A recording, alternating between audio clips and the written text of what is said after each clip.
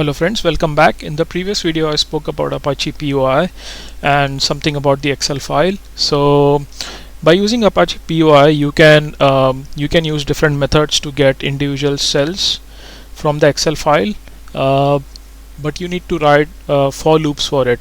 Okay, so what my API does is you don't have to write any for loop. Instead you can use the API and it will give you back a 2-dimension string array.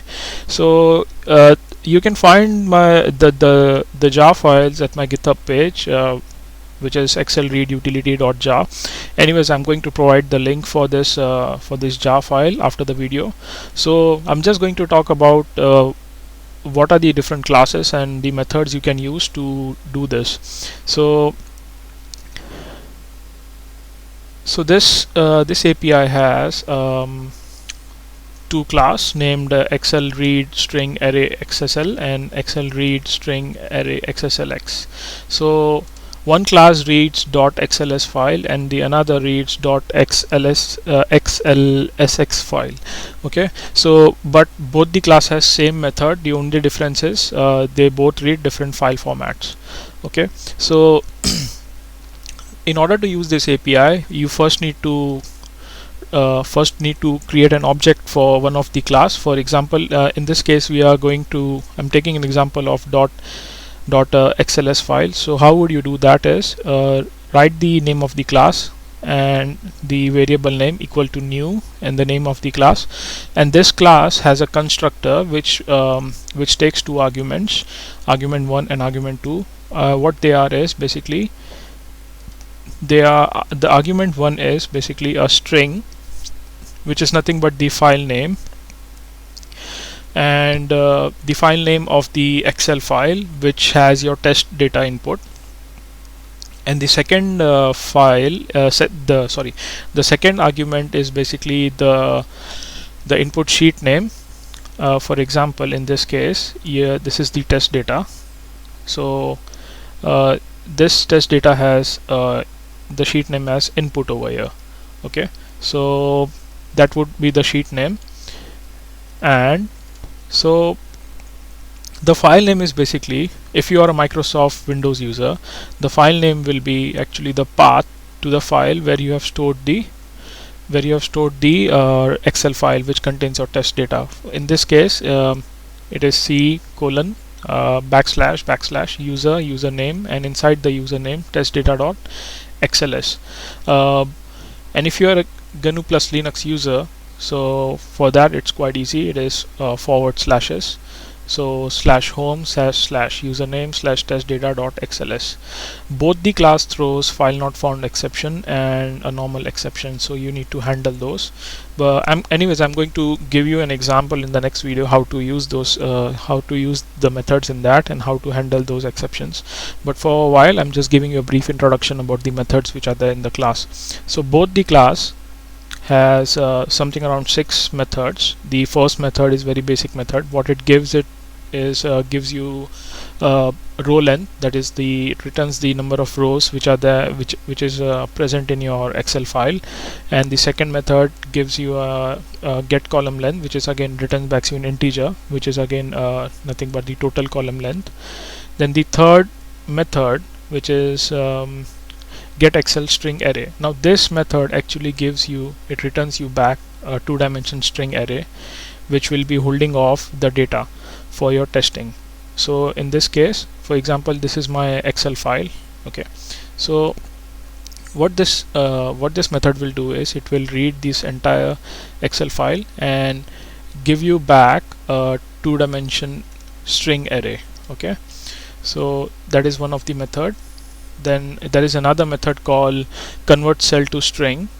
This method is basically used internally by the API to handle different types of cells. For example, there are different types of cells, that is numeric, string, blank, boolean, error and formula. So this method, what it does, it reads this different types of cells and gives you back string.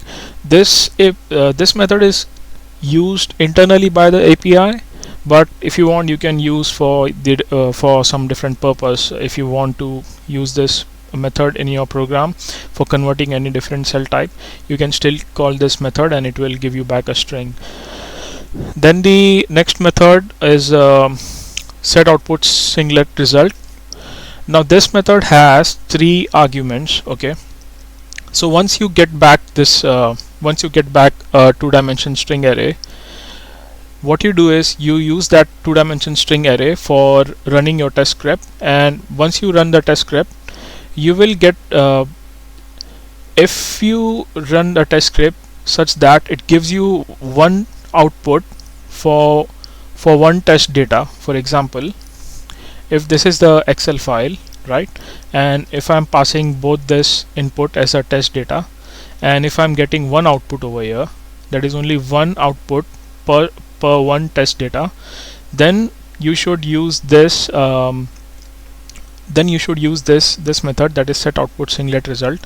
What it takes is the first argument is something known as input data, which is again the 2-dimension string array, which you are going to get back from the third method, that is get Excel string array.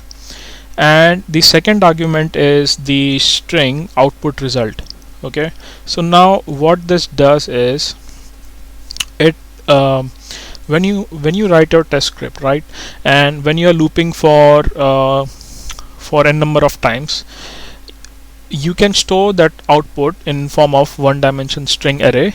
Okay, if in case you are just getting one output, and then you can pass that string array as the second argument over here, and the third argument is nothing but the file path.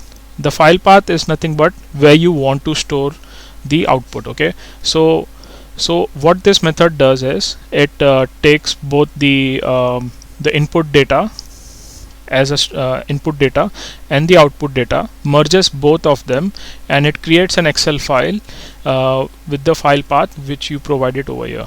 Okay, but remember, this method is only and only used when you are going to have only one output per single input test data. For example, over here this 2 is the test data input, and you're just going to get one output, right? So you should use that method. You should use that is, you should use this method only when you're going to get one output, right?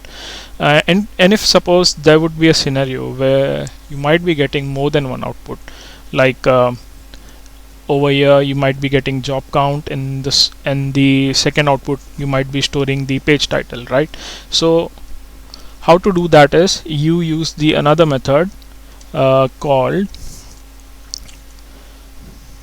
set output result. Okay, so this is set output singlet result, and this is set output result. What it takes is the first parameter remains the same, that is the input data, which is again a 2-dimension array. The second parameter is a 2-dimension array, which is nothing but the output result. So when you're writing a script, okay, and that script might be generating a 2-dimension output. Okay, so what you should do is you should pass that 2-dimension array to this, and what this method will do is it will merge both the input data and the output data, and then you can provide a file path. Okay, and the result will be stored at that file path. Okay, and you just have to provide the file path, you don't have to provide the file name. It will randomly generate a file name for you, and it will merge both the input data and the output result and give you an Excel file. So this is roughly just about the methods which are there available in this class. But in my next video, what I'm going to do is I'm going to show you by an example how to use this API, and how it shortens the number of for loop.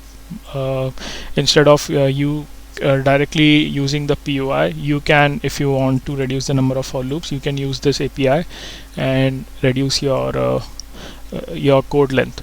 So in next video I'm going to show an example of how to use this. Thank you for watching my video. Goodbye.